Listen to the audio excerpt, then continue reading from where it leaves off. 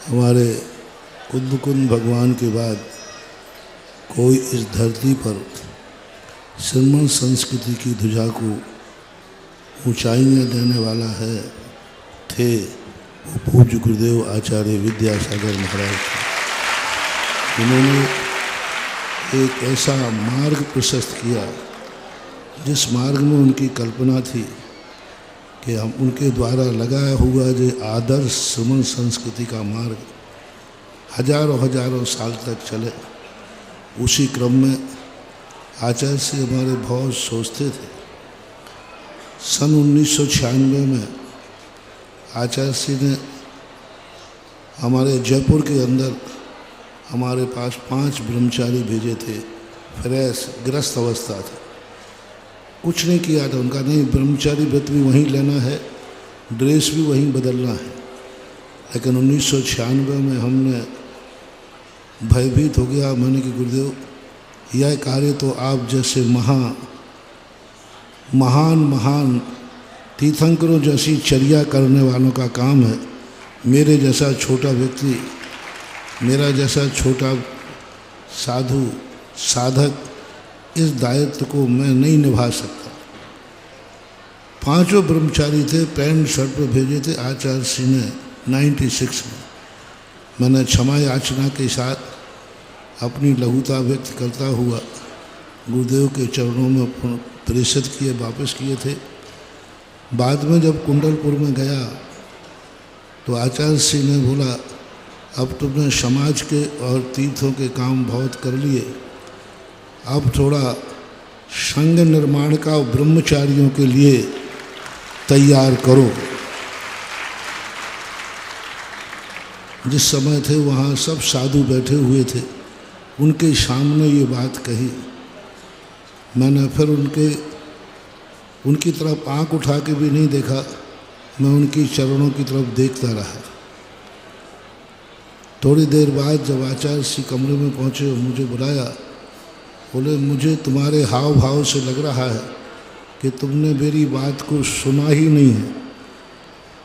तो मैंने कहा जी, मतलब नहीं सुना। फिर उन्होंने कहा कि क्या मेरा सोचना व्यर्थ है? मैंने कहा व्यर्थ तो नहीं है, लेकिन मैं असमर्थ हूँ।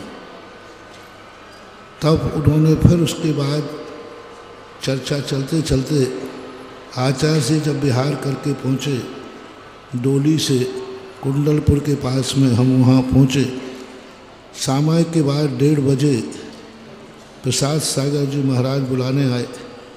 अजय सागर जी महाराज वहाँ बैठे थे और मेरे को समझाया कि मैं आपको 3 बार बोल चुका हूँ, लेकिन तुम मेरी बात पर कोई गौर नहीं कर रहे। मैंने कहा महाराज जी, मैं अपने आप को इतना समर्थ नहीं समझता हूँ। तो आचार्य ने कहा, क्या तुम गुरु से बड़े हो? क्या तुम गुरु से ज़्यादा सोचते हो?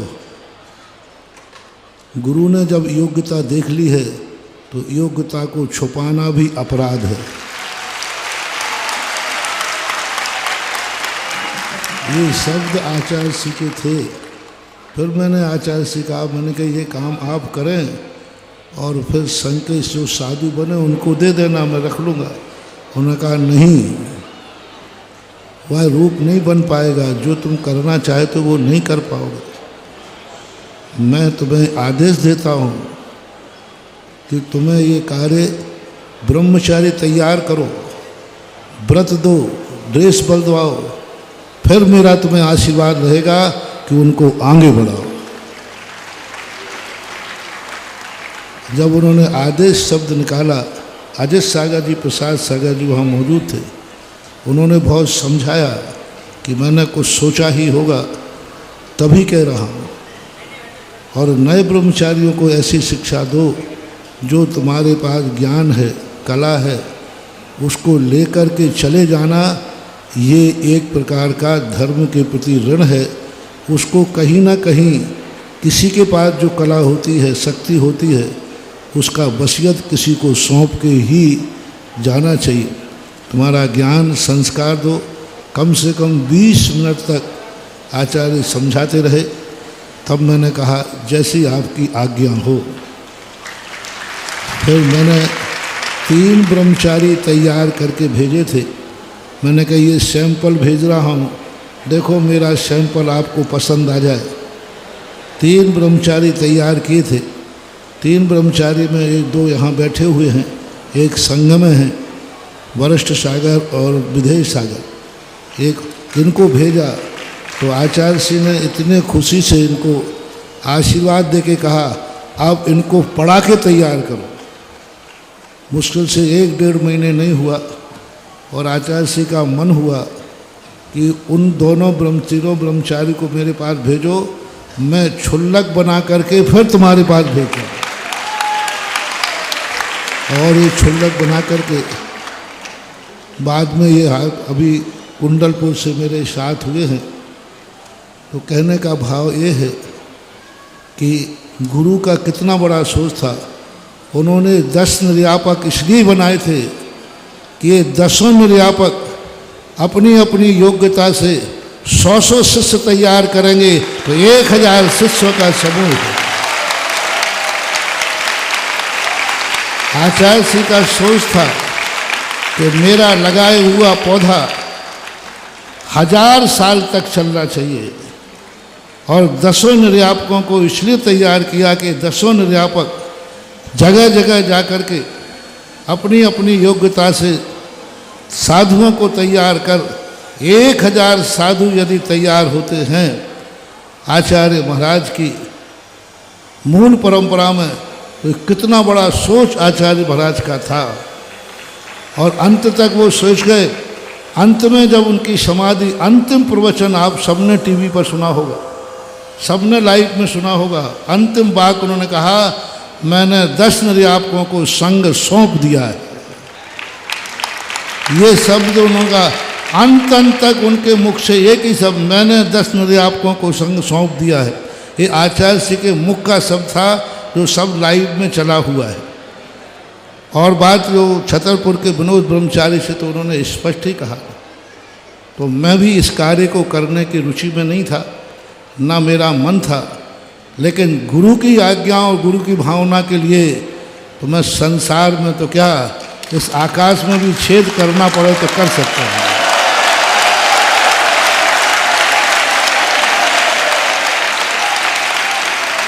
मेरे में ताकत नहीं है, लेकिन गुरु की भावना और आज्ञा आज तक मैंने जीवन में उन्हीं की आज्ञा से सब कुछ कार्य किया है।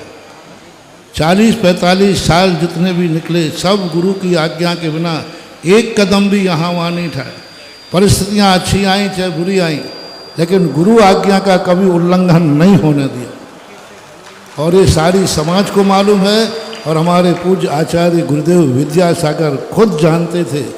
और आप सबको मालूम है आचार्य श्री का प्रेम वात्सल्य, और सबने कुंडलपुर और रामटेक के मिलन में गुरु का वात्सल्य देखा हुआ है।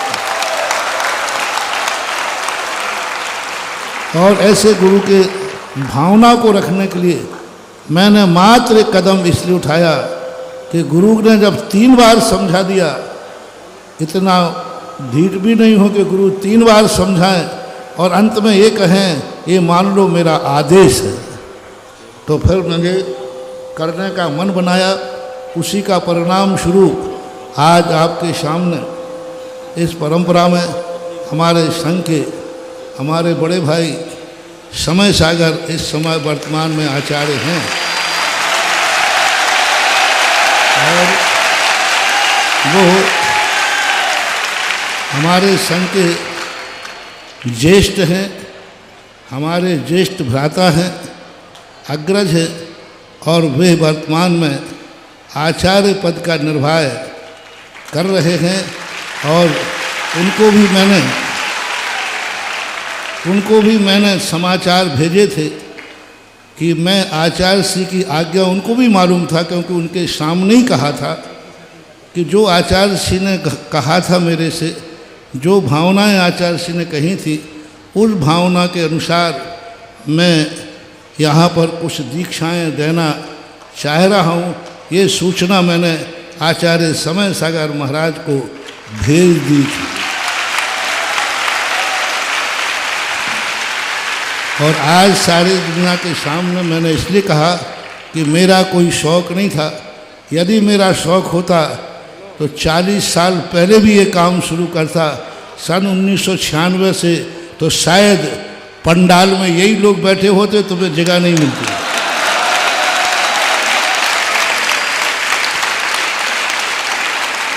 जैसे अभी सुरेंद्र भारती कह रहे थे, लेकिन मेरा कोई मन नहीं था, लेकिन पूज्य गुरुदेव की आज्ञा के कारण तो यह कार्य आज जो जिनवाणी में एकम जिनस्वरूपम वीयम उक्कट सावयाणम और अभियठाणम तैया चौथ लिंगम दंशनम नथी, ऐसा आचार्य कुंद कुंद भगवान ने कहा।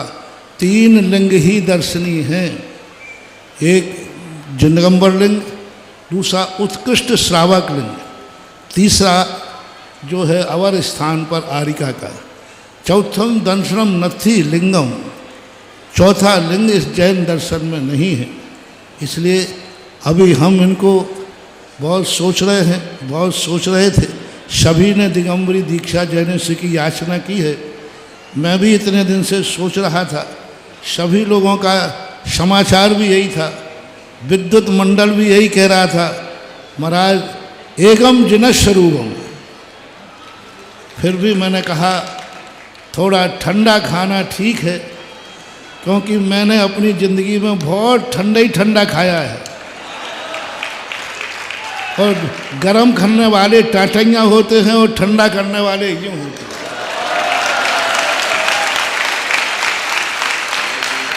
जिनका मन भी मस्त होता है, तन भी मस्त होता है, ज्ञान भी मस्त होता है और साधना भी मस्त होती है। इसलिए धीरे धीरे करके बढ़ेंगे तो बहुत अच्छा है मोक्ष मार्ग में। इसलिए आज इन सभी लोगों को, 14 लोगों को, और गुणस्थान 14 ही होते हैं, 14 गुण स्थानों को मान करके आज तीज है। तीज कोई मेरी दीक्षा हुई थी तो आचार्य ने कहा था तीज मुक्ति का बीज। आज इनको भी हम मुक्ति का बीज यहाँ स्थापित कर रहे हैं, और सभी को दूसरा जो उक्कट सावयाणम जो लिंग है, ऐसा एलक लिंग देने का भाव कर रहे हैं, एलक पदवी देने का भाव कर रहे हैं। समय को थोड़ा ध्यान रखना है, इसलिए विचार कभी हम और रख देंगे और शाम को भी देखेंगे। अभी संस्कार भी करना है, आप लोग शांति से बैठे रहो। एक इनका तो उपवास है, तुम्हारा एकासन ही ठीक है।